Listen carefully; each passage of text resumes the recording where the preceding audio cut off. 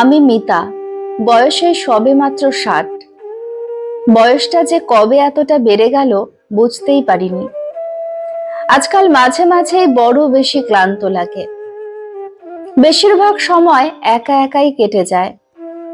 ছেলেমেয়েরা সবাই সবার মতো ব্যস্ত জীবনে সাকসেস পেতে, আর স্বামী ব্যবসা নিয়ে এখনো সেই আগের মতোই।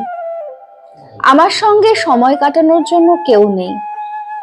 আর আমি সবার জন্য ভাবতে ভাবতেই নিজের জন্য সঠিক কিছু করার কথা ভাবতেই পারিনি। কত কিছু করতে পারতাম, কিছুই করা হয়ে ওঠেনি। শুধুই সংসার আর স্বামী সন্তানদের নিয়েই ভেবেছি। জীবনে সবাই আছে, কিন্তু তবুও আজ বড় একা লাগে। এই বয়সে এসে আবারও কি প্রেমে পড়তে ইচ্ছে হয়? না না, সেই জন্য সময় চাই না। এই বয়সেও সত্যি কি আমরা প্রেমে পড়ি? বড়বেলায় আমরা আর প্রেমে পড়ি না।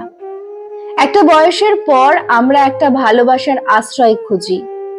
ক্লান্ত অবিশ্রান্ত শরীর মন নিয়ে খোঁজ করি একটা ভালো বন্ধুত্বের। উল্টো দিকের মানুষটাও যেন এই বন্ধুত্বের সঠিক মানেটা বোঝে।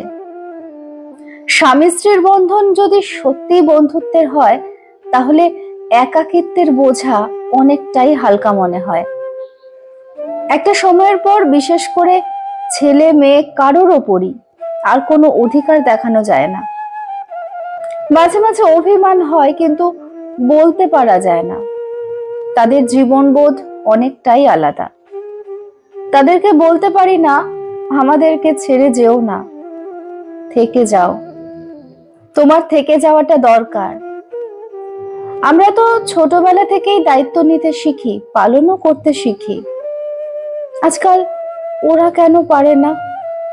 ওরা তো ছেলেবেলা থেকেই মাকে দেখেছে সবার জন্য সব দায়িত্ব পালন করতে, কিন্তু এসবের পরেও অনেকের মধ্যেই এই মূল্যবোধ গড়ে ওঠে না। আজকাল ছেলে মেয়ে বেশিরভাগ অনেকেই বড় বেশি আত্মকেন্দ্রিক। আমরাই কি তবে এই জন্য দায়ী? আমরাই কি তাহলে ছেলে মেয়েদের সঠিক শিক্ষায় শিক্ষিত করতে পারছি না? এখন বুঝতে পারি, জীবন মানে শুধুই কি সাকসেসের পেছনে ছোটা, বড় ফ্ল্যাট, বড় বাড়ি গাড়ি, শুধুই বিলাসবহুল জীবনযাপন? জীবনে আসলে একটা ভালো জীবনবোধ গড়ে ওঠা খুব জরুরি। আর একে অপরের প্রতি শ্রদ্ধা, ভালোবাসা, দায়িত্ব, কর্তব্য, এগুলো অত্যন্ত গুরুত্বপূর্ণ।